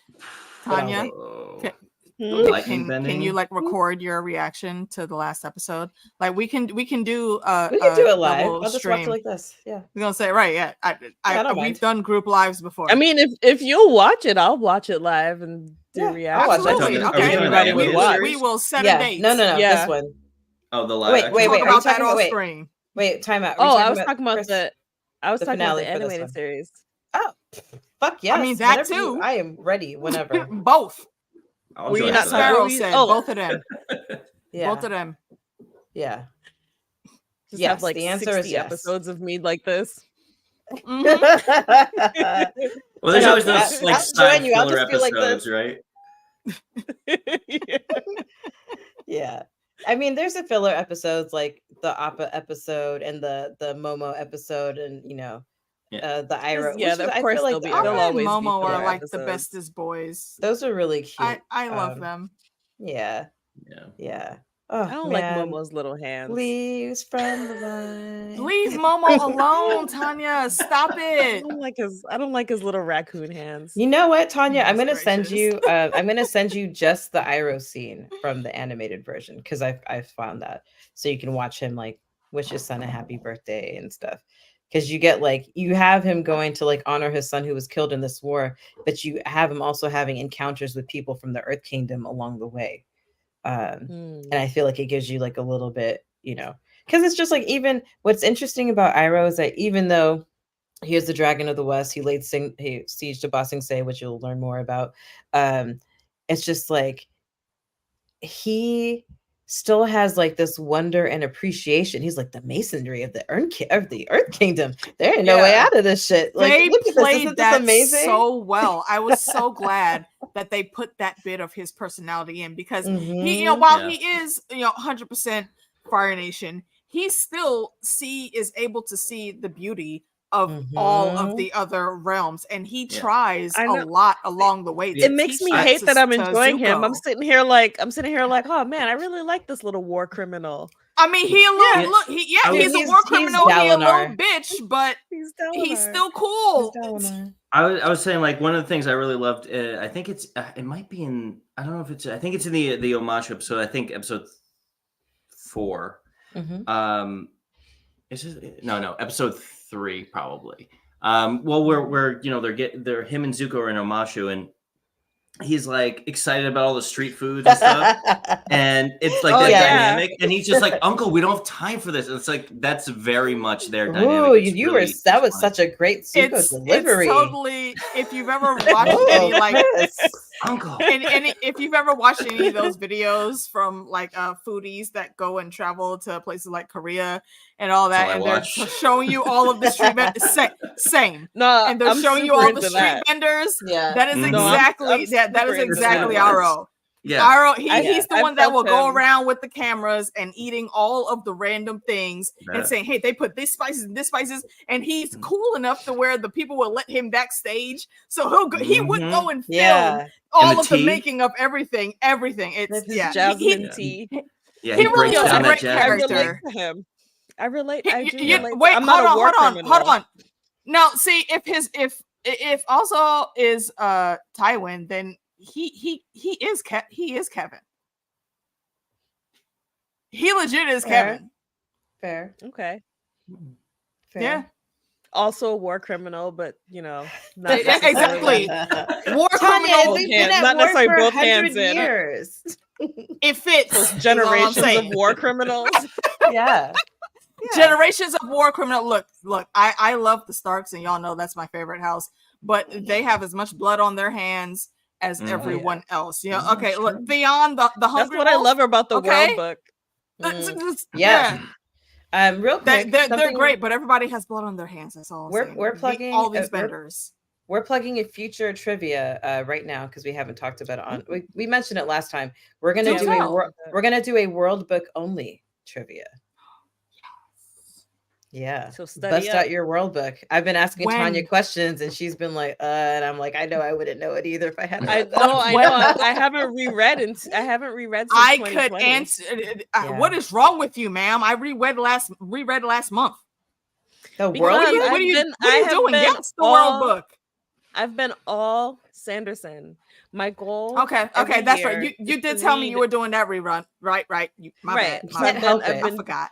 I'm reading all of Sanderson's catalog. Plus, I have to read at least 15 new books each year. Yeah. So I can't just keep rereading. And then the book club books are books that I have to read twice so that I can talk about it. So you can enjoy it. And I have kids that are unruly. So, but they're so great though. Chris, have you read Sanderson? Have you read anything Sanderson? Chris, can we go on a journey together? Like, you're cool people, and sometimes I'm cool people, and they keep telling me and stressing me about Chris. Sanderson. They are not short books. They're not short. They're not short. No, they are not short books. They're not short. And wait, hold on, I'll show you. It starts at like 600 pages, and then it's like easily over. And it just gets bigger from there, and that is one of the no, reasons Radar why I have was shied making away fun from of them. Because I was listening to the audiobook, and it I'm was making like a point 50 to hours. never show my background. You guys have never seen my house, but for Sanderson, lies. Oh my god! All right, so for the record, this is and for the viewers, that looks like a Harry Potter book. This book is therapy. For the record, I work in audiobooks, so I read a lot for work.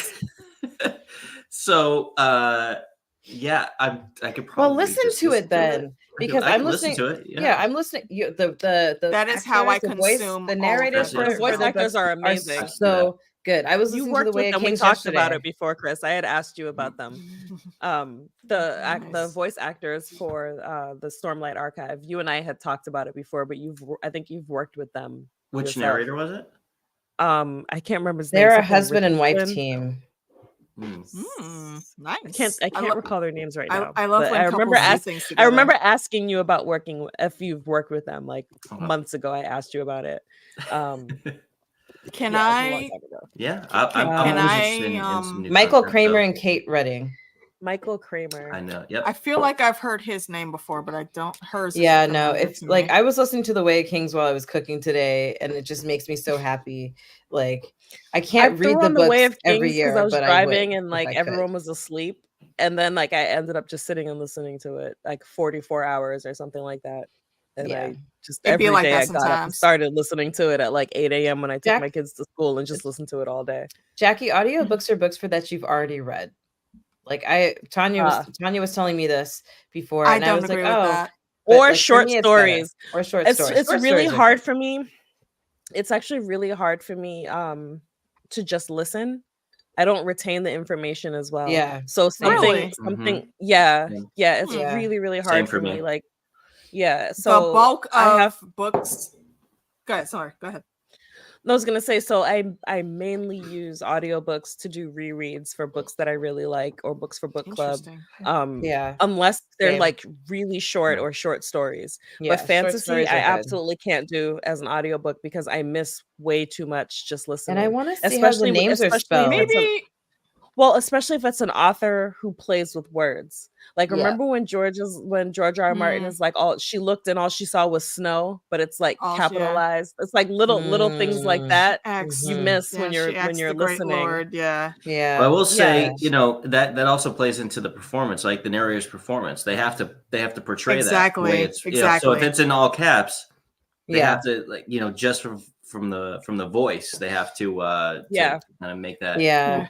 And I'll say that this series is really good for audiobooks. I gave my mom the first book one for Christmas or Mother's Day. And when she got to the end of Rhythm of War, she's like, oh, so what's the next book? I was like, now you're caught up with us. What do you mean, what's the next book? She burned through them. Like, She's coming out. I love that. Text me and be like, so I can't tell you anything. I can't tell you anything about this, but she's excited. The next book comes out in December. Okay. I looked at my Amazon cart and I saw that I had pre-ordered it.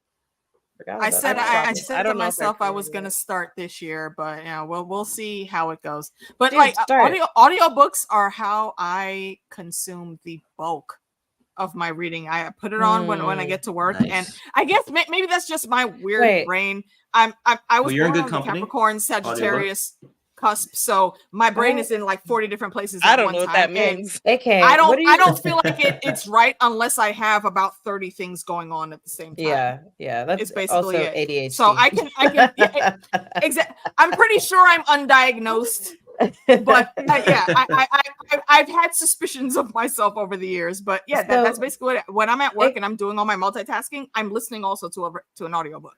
Okay, so what are you listening to right now? Right now, I am actually in my reader, and this is what I was gonna suggest a little bit ago. I would like to put a bug in your ear. I'm re-listening to the Chaos Seeds by Alron Kong, a Black and Asian author. He's kind of awesome, and he's also very much the dude bro people person. Me and JD, y'all know JD. Chris, you don't, but y'all two do. Me, him, and our homie Lav were doing streams about the Chaos Seeds. I think we got up to like book 3 before real life got in the way and we had to stop. But Alron actually saw one of our streams, and he contacted JD and was like, yo, y'all talked about just half of my book for like 2 hours. Y'all like, and we've actually separate times, me and JD have talked to him at different points in time, y'all, even past that. And he was like, yo, y'all get some free t-shirts just for those 2 hours right there.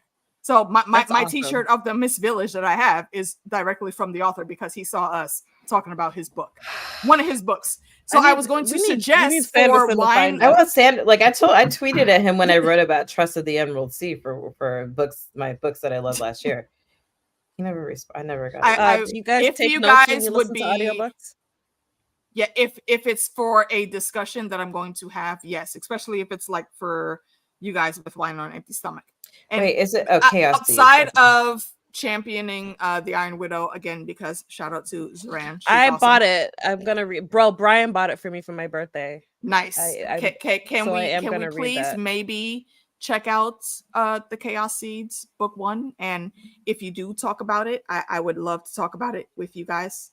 Because JD, we're in different time zones, and he has kids and rules that he puts upon himself for how he interacts with the internet and his kids. So he can't be on until like after midnight, and I can't do that. Yeah, that's wild. We have 6 more. We have 6 more books to do this year, AK. So we can slide that in the list. Yeah. And I love all of them. Actually, no, because we usually take off August, so 5. Oh yeah, that is y'all's month. I'm currently listening to How to Love a Jamaican. It's a book of short stories by Alexia Arthurs. That's not hard. That's what I haven't read. So, but it's short stories, so it's easy for me to take it in as an audiobook because the stories aren't that long. Can you text me that, please? So I don't forget, because I have not heard of that. And y'all know I just always love our culture and things that I find in our culture to consume. So I've never heard of her. I also another short book that Tanya, I read. You should be watching a specific movie that I gave you for your birthday. Movie? Can we know what movie? You know what? Is it a secret? What movie you talk about? Hold on. I'm curious now. As she scoots off screen. Right? Like, what is going on here? I gave her a movie for her birthday. Okay. Her favorite movie. I mean, Garvey, like, what movie? First of all, it is not my favorite movie. Garvey pulled everything out of the shelf right now, so it's no longer at arm's length. Third World Cop. It's a Jamaican movie. All hail the Lord Chaos. Which, for the life of me, I do not know why Chris knows about this movie. And for years, I have been asking Chris, why do you know about this movie? Why? And he bought it for me for my birthday. I've never heard of that movie. What's it about? It's brilliant. A Jamaican cop. It's like a Jamaican cop movie. Can I also reiterate for the list of 30 Tuesday random things to talk about? Clash with Jasmine Guy and what's my boy's name? Damn it. Despacito. No, I don't know. Have you watched The Boys? Have you watched The Boys? Yeah, I have not caught up. Giovanni, I'm not caught up. The guy that played the head dude in charge of the agent of the Giancarlo Esposito. Yes, I love him. Him and Jasmine Guy were in a movie back in the day called Clash, and it is about him. He's a photographer, and he ends up going to Jamaica, and that is where he meets Jasmine's character. And there's this whole random espionage thing that ends up happening with them trying to pull a heist, and shit goes wrong, and it's just a cool little action movie. So I suggested that a while ago for 30 Tuesdays, and I think it would be awesome. Thank you for sharing that note. Just BRB, Nikki. AK, if you like The Boys, if you're a fan of The Boys, I actually produced a spin-off of The Boys that you can get. It's an audiobook focusing on the deep. That dude. I want to. Okay, see. You haven't watched The Boys yet, Tanya, right? I've seen the first 2 seasons. 2 episodes. Okay. So this project, you know why I'm saying the fucking deep. Yeah. So this project is what's it called? So he put he in the last season he was like he had his book out, right? His memoir. So this is like a prelude. Exactly. So this is kind of like the prelude to that season. So they timed the release of it with that season, and it was him. So the way the whole thing is structured is that he's on a podcast with his wife talking about the memoir. I think I saw something about that. Okay, cool. That's cool. Yeah, that was my project. Cool. I produced and directed that. That's awesome. That's awesome. What's it called? So I can put it in the chat. Let me get the official. It's on. I can't is it tell. on Do you have Amazon access Prime? to the chat, Chris? Say again? I'm looking Chris, at the chat just because I have a YouTube separate window. I was asking Chris if you have access to the chat. I don't remember what access I gave you guys. Yeah. Hold on. Let me put the join. Just tell me the title and I'll put it in the chat. Okay. I got you. I just want to get the official title just to. Yeah. I will say with How to Love a Jamaican, the accents are just awful.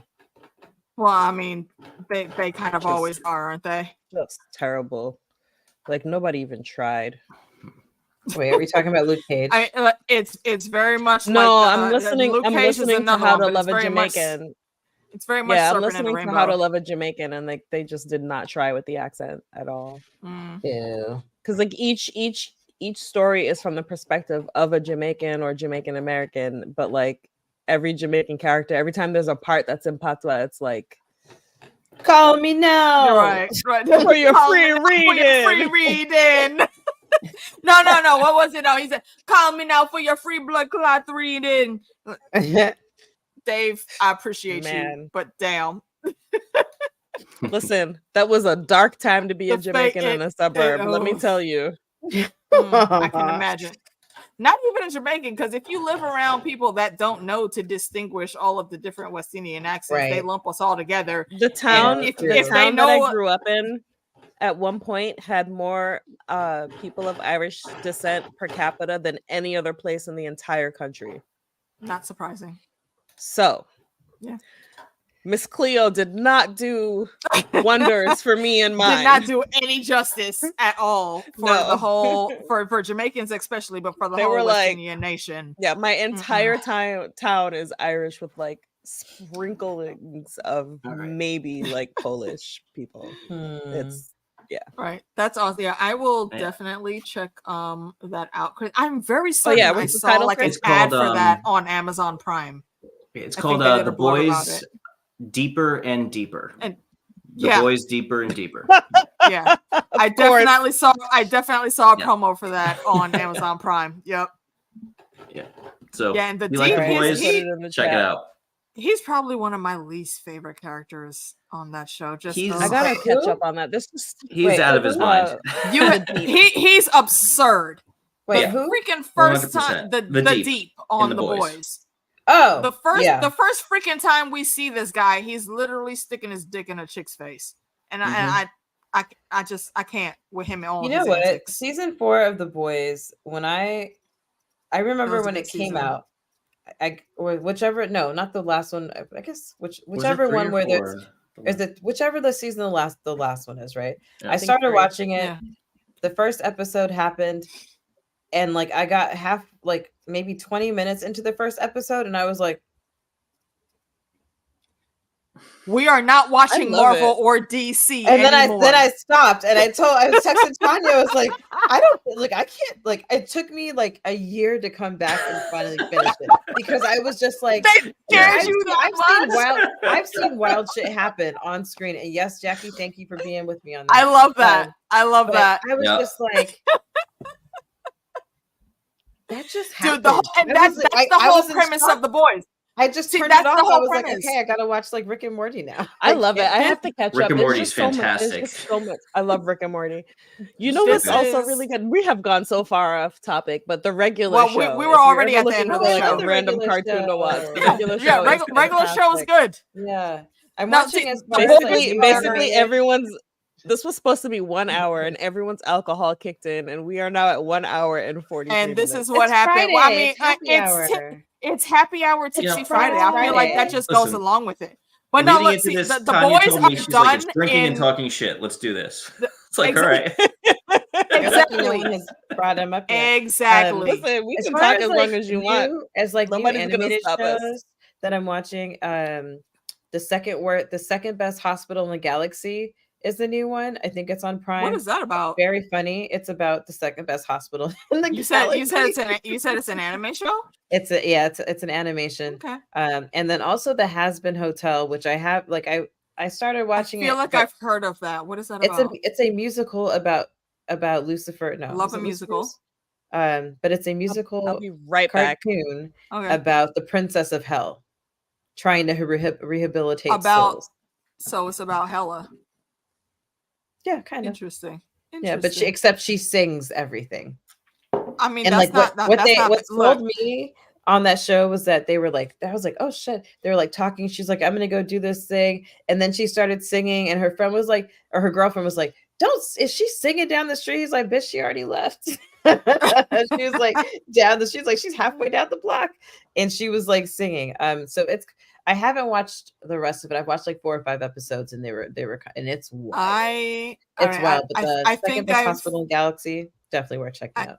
I think I've told y'all before, but maybe not. I don't know. I definitely was very much a theater kid in my young school life. So I love any type of musical. Oh yeah, you'll enjoy this. So that's awesome. Yeah, it's I didn't expect it to be a musical, and I love musicals, so it was just like a little bit. All the way. Especially like, I think the one musical that I can remember that like surprised me because I didn't know it was going to be a musical was the Les Mis movie with Wolverine when it came out. I didn't know that was supposed to be a musical, and it was it was great. But what I was going to say, what you have to keep in mind with The Boys is it's meant to be superheroes in our real world. Like this is how they would act. And I know we've talked superhero things before. I've told y'all I have no qualms about who I am and who I would be if I had extracurricular powers and things. At best, I would be an anti-hero. There's no way, shape, or form where I think I would be a perfect hero. Not at all. Brandon Sanderson has a series called The Reckoner. Is it The Reckoners? I think it's The Reckoners. I feel like I've heard of that. What is it it's The Reckoners. And the first one is called Steelheart, and it's basically this thing happens, and like all these people become superheroes except they're villains. Like they don't go around saving shit. They're just like about fucking it up. Like, and so it's like kind Earth of like 99 with the when the Justice League are all evil. Yes, exactly. It's like that. Okay. It's like that. And so basically it's about the squad of people called the Reckoners, and they're basically trying to take out all the superheroes and trying to figure out like what's their weakness, blah blah blah blah blah. When The Boys came out, it reminded me of that. I was like, yeah, did it again, Sanderson. Yeah, I've read all those too. Can we do a 30 Tuesday just about superpowers? Please and thank you. Yes. So please. Chris, 30 Tuesday, those are once a month on a Tuesday night. Again, we drink and talk shit. This was supposed to be a 30 Tuesday. This has never happened. We don't usually stream on Fridays. Yeah, no. Oh wait, hold on, wait. Great on a Friday. This is what I just usually drink and talk shit to my cat on a Friday. So can we shout that out that this is the first time y'all have been on like on a Friday for an official? Well, we were on last Friday. Was the first time. Was it last Friday? Okay, I wasn't here for that. I'm sorry. Well, it was at 9:00 and we were dying. Yeah, I was like, it's because I thought we were streaming. I thought we were streaming at 6:30 for some reason, and all day I went about my life as if I was streaming at 6:30 and I was going to do it from Tanya's. Except I got there and I was like, she's like, no, it's at 9. Oh yeah, and then you got home. Yeah, you got home late. You had to rush home from her house. Yeah. That's right. I remember. Chris, usually we do Tuesday nights. It's just Nikki's going out of town, so we had to kind of rush through. We had to kind of rush through Atla.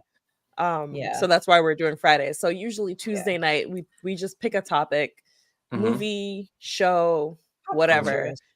And like pop culture-ish. And it doesn't have to be current at all. Like we've done stuff from 1988.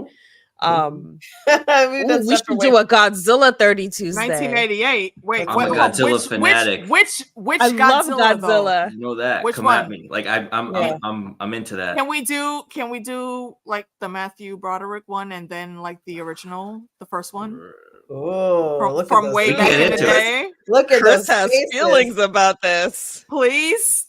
Yeah, we can get into that for sure. Yeah. All right, I'm down for Godzilla. We'll the Godzilla one. Y'all can't see it like clearly, but like, do you see this on the bookshelf? The thing hanging off the side there. That's like just a Godzilla, just nice piece of work. Yeah, there. Chris and I have a shared Godzilla I have. love. Can I share a thing with you guys? Like I've never talked about it on a stream or even in any random nerd side conversations with y'all. But I have been working on like a deep dive of all of the monster movie things, like not just Godzilla and King Kong, but like all of the original old school Mothra monsters and where they came from, like Mothra. No, like, and not even just the what is the name of their agency that's handling them now? Monarch. Yeah, not even just Monarch, but like all of the original monsters, like Dracula, the werewolf, all of those like coming that in. Monsterverse And type I would really love to chat with y'all about the Monster Squad. I don't know if y'all know what that is, but if you do, 80s kids, I know of it, but hit me up. I would love to talk with someone that has fresh eyes on that. But I've been doing a deep dive on that and building like a timeline on it. And if y'all want to chat about some monster things for the upcoming spooky season, I would love to have a group. I mean, we do got Godzilla vs Kong 2 coming out this month. That is coming out. Isn't there a new Monarch show? I already told Tanya I was going to Yes, that's all out. That's all. It's out already. Yeah, we watched it. Yeah.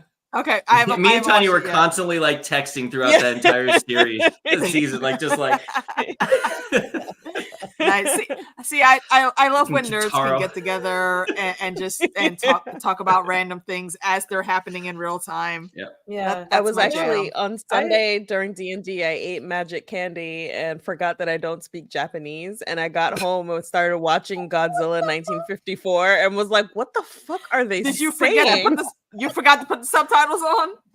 I just wasn't reading them. I watch everything. I just wasn't reading them. And I'm just like, why don't I know what they're saying? And then I was like, it was like 15 minutes before I realized I don't speak Japanese.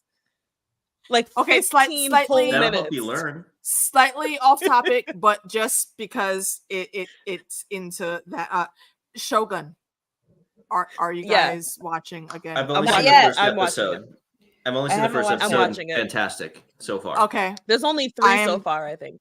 There's only 3 so far, but I am starting on Monday on my channel with me and Neeks. If anyone would like to come along.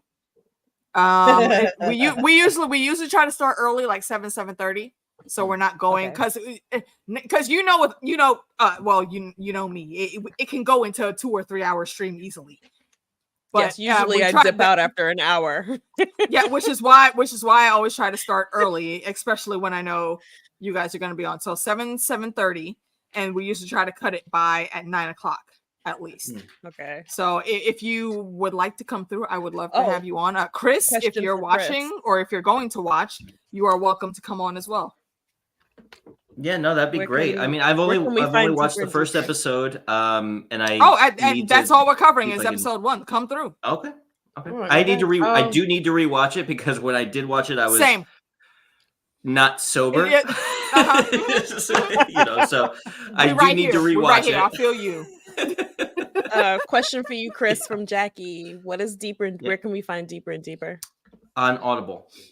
On Audible. Which technically is also Amazon. Oh yeah, it's a subsidiary. Yeah. Oh my God, Jackie, I am so sorry for you. Do you see? She ordered some Grubhub, and the driver isn't even in the same city. No. One time, Nikki ordered DoorDash, but accidentally used my address. And like I just randomly got food and was like, I didn't order any food. And then I was like, oh, just start ordering like food to like you and Brian's You know house. what? You know what? Nikki does like all the time. Yeah, I all the time. I'm laughing at you, but I legit have done that. Like when I was down for my RIP to my little brother, but when I was down last time in New York for my little brother's funeral, thank you, Nikki, I appreciate that. I saved my dad's address in there to get some DoorDash deliveries, and when I got home, literally it only was like 2 weeks later, and I put in an order. And half hour later, I'm looking like, where the fuck are y'all? Y'all supposed to be here. And then looking like delivered. And I was like, and I called my dad. I said, did y'all get something? He was like, yeah, thank you for the lunch. I'm like, you didn't think to maybe call me and let me know what was going on? You were doing a good thing. I was like, I thought you would just send it to me. So I love it. I understand, Nikki. I get it. It was very sad. But I mean, I send Tanya food sometimes just for no reason. Yeah, if I'm like having a bad day, there'll be like a cupcake. That's you know what? That's and that's awesome. See, that's friendship. I'm glad. That's true friendship. Exactly, because I do that for my friends also. I've sent my friends flowers every now and like if I know they're going through something, especially if they don't show up at work. That's usually like how you know someone is going through something. AK sent me this box of just like all kinds of chocolates. It was very sweet. Yeah. Just like and like some of them are like creme brulee chocolates. So those were my favorite. Oh yeah. So like, yeah. Maybe it's the whiskey talking, but I wish I had chocolates right now. I haven't eaten dinner yet and I want dessert. You should always start with dinner. You can absolutely have dessert for dinner. But yeah, I had a guava and cheese empanada before we jumped in here. Exactly. I will always say, and Tanya and Nikki can tell you, if we're friends and I think you're awesome, then I'm always going to treat you like you're awesome. So I will randomly send you just random things if I know you're going through something. That's just what I do. I dig that. That's awesome. Well, Chris, you'll join us Tuesday night at 9. Yeah, absolutely. Okay, so we'll do Tuesday night. We'll do episode 6 and 7. I just wanted to tell you guys we are approaching 2 hours. So, I'm done. I want to lay on my couch and watch. Yeah. Oh, me and Ayla and I started watching Alias Grace last night, Tanya, and anyone else. Oh, you did? How is it? What is that about? It's good. Alias Grace is on Netflix. From Margaret Atwood. Can I tell you? I did the audiobook version of Alias Grace with Sarah Gaden.